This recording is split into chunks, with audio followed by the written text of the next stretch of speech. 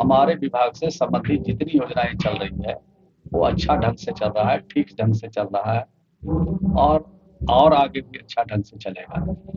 प्रधानमंत्री आवास में तो पैसे ही नहीं है, यानी लक्ष्य ही नहीं मिला है। यहाँ काफी संख्या में, जैसा जिलाधिकारी ने बताया कि काफी संख्या में प्रतीक्षा सूची में लोग इंतजार कर रहे मकान का। 3 साल से प्रधानमंत्री आवास का पैसा नहीं मिला है, यानी लक्ष्य नहीं मिला। 18-19 में लक्ष्य नहीं मिला, 22-23 में लक्ष्य नहीं मिला और 23-24 गुजर रहा, इसमें भी लक्ष्य नहीं मिला। तो जब लक्ष्य ही नहीं मिला है तो खुले आसमान के नीचे जिंदगी बसर कर रहे लोग चिंता में है, परेशानी में है और भारत सरकार को कुछ दिखता नहीं। उनको तो सिर्फ दिख रहा है 2024 का चुनाव, गरीब लोग नहीं दिखता है। और यूं कहें कि भारत सरकार में जब ग्रामीण विकास के मंत्री है वो बिहार से ही आते हैं और लंबा लंबा भाषण देने के लिए उनके पास टाइम है, लेकिन 13 लाख बिहार में प्रतीक्षा सूची में इंतजार कर रहे हैं गरीब लोग घर के लिए। उनके लिए इनके पास जवान नहीं खुलता है। तो जब बिहार आवे तो जवान उनको खोलना चाहिए। बिहार आवे तो बताना चाहिए कि गरीबों का घर कब मिलेगा।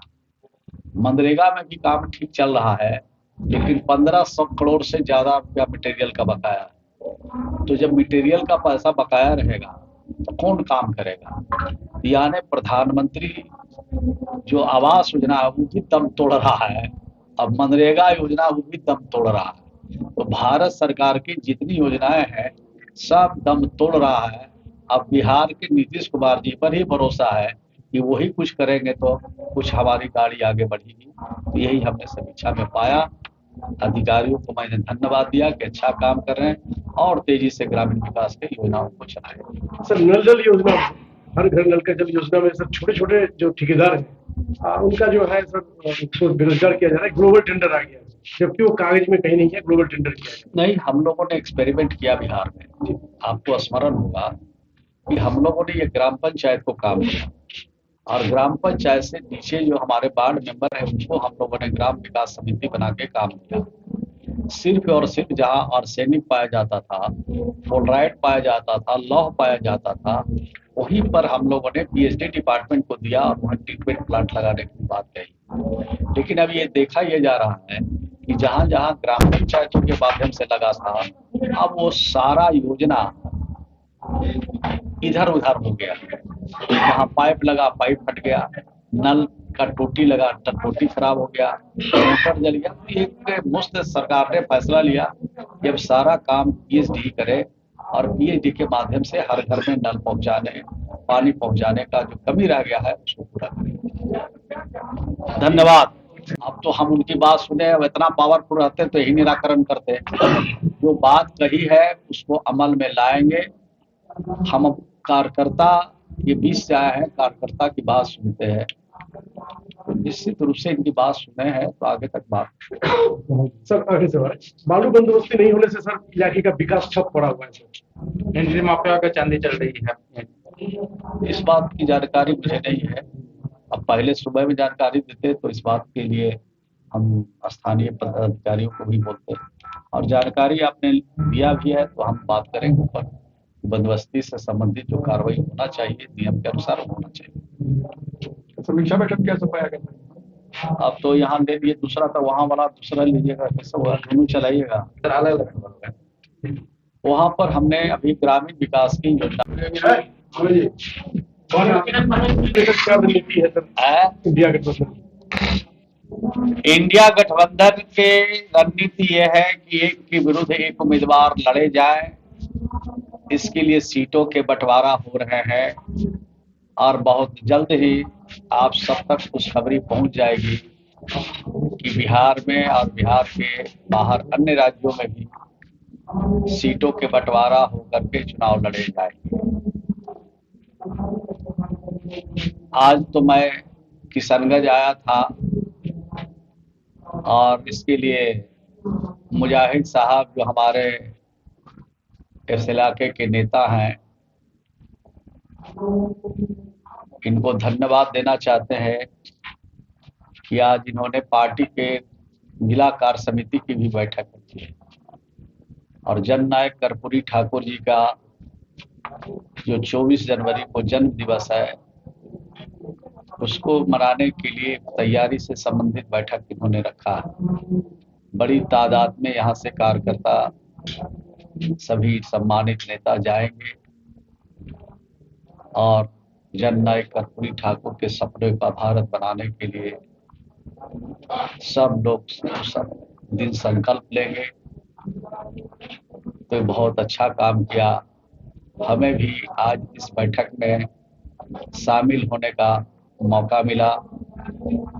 इसके लिए मास्टर मुजाहिद आलम साहब को, नौशाद साहब को, सब लोग को जो यहाँ पर हमारे पार्टी के सभी नेता हैं, सबको के प्रति आभार प्रकट करना चाहता हूँ, उनको शुभकामना और धन्यवाद देना चाहता हूँ। तो सर, किशनगंज सीट को लेकर लगातार जदयू का मांग रहा है यहाँ पर ही उम्मीदवार दिया जाए, क्योंकि कांग्रेस का सेटिंग कमेटी है इसको लेकर। ये तो सब बड़े नेता के पास सारा आवेदन गया हुआ है, जिसको जहाँ से लड़ना है, कौन सी सीट किसको मिलना है, वो तो बड़े नेता के हाथ में बात गई है। अब वो मिल बैठ करके फैसला लेंगे और जब वो फैसला हो जाएगा तो उसके आगे का काम शुरू किया जाएगा। फिर भी सर, जदयू का कितना सीटों पर दावा है? अब तो बड़े नेता जानते हैं।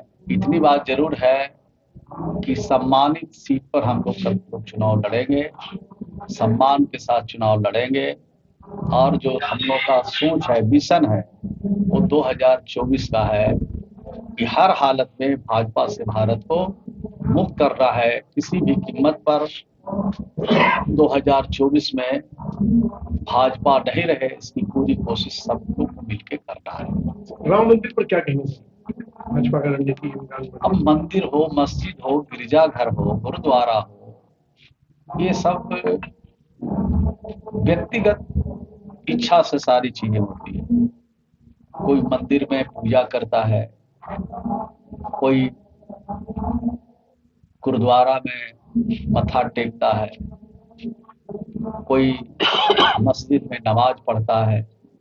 हम सभी धर्मों का सम्मान करते हैं और अपनी इच्छा से हर लोग पूजा करते हैं, इबादत करते हैं, मत्था टेकते हैं, ईश्वर से, अल्लाह से आशीर्वाद प्राप्त करते हैं, सुखी रहने के लिए, आनंद होने के लिए। जिसको जहाँ अच्छा लगता है, जहाँ सुख की अनुभूति होती है, वहाँ अपना पूजा करते हैं, याचना करते हैं। क्या नीतीश जी जाएंगे? निमंत्रण मिला है मुख्यमंत्री जी? मैं तो कहा ये निजी बात है। कोई मंदिर में जा रहा है, कोई मस्जिद में जा रहा है, कोई गिरजाघर में, कोई गुरुद्वारा में, वो तो निजी हिसाब से लोग पूजा करते हैं, पाठ करते हैं। अल्लाह ईश्वर तेरो नाम सबको सम्मत दे भगवान।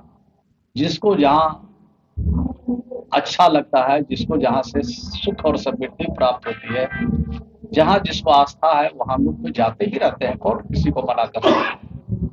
बीच बीच में तेज से वायरल हो रहा है सर, एक चीज मतलब जो गठबंधन में ठीक ठाक बिहार में नहीं चल रहा। ये तो तब तक वायरल होता रहेगा जब तक मोदी जी हटेंगे नहीं। जब हटेंगे तो सब वायरल बंद होगा।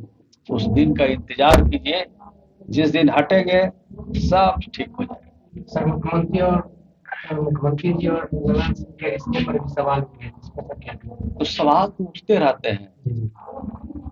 क्या सवाल उठ रहे हैं? ललन बाबू हमारे राष्ट्रीय अध्यक्ष थे। ललन बाबू ने पेशकश की कि हमें लोकसभा का चुनाव लड़ना है, जितना वक्त पार्टी को हमको देना चाहिए, जितना वक्त हमको लोकसभा में देना चाहिए, जितना वक्त अपने जनता के बीच में देना चाहिए, नहीं दे रहा हूँ, इसलिए आप कमान संभालिए और हमें अध्यक्ष पद से मुक्त कर दीजिए और हमको चुनाव जो लड़ना है उसके लिए पूरी तरह से छूट दे दीजिए। तो स्वेच्छा से उन्होंने रिजाइन किया है। तो तरह तरह का अटकल और तरह तरह का बात चलता रहता है, तो मैं समझता हूँ कि इसमें कोई दम नहीं। सर, जदयू कार्यकर्ता से किशनगंज से मिले, लोगों ने कुछ डिमांड रखा आपसे, तो क्या डिमांड है? हमारे कार्यकर्ता बहादुर है, हमारे कार्यकर्ता होनहार हैं, हमारे कार्यकर्ता में लगन और उत्साह है।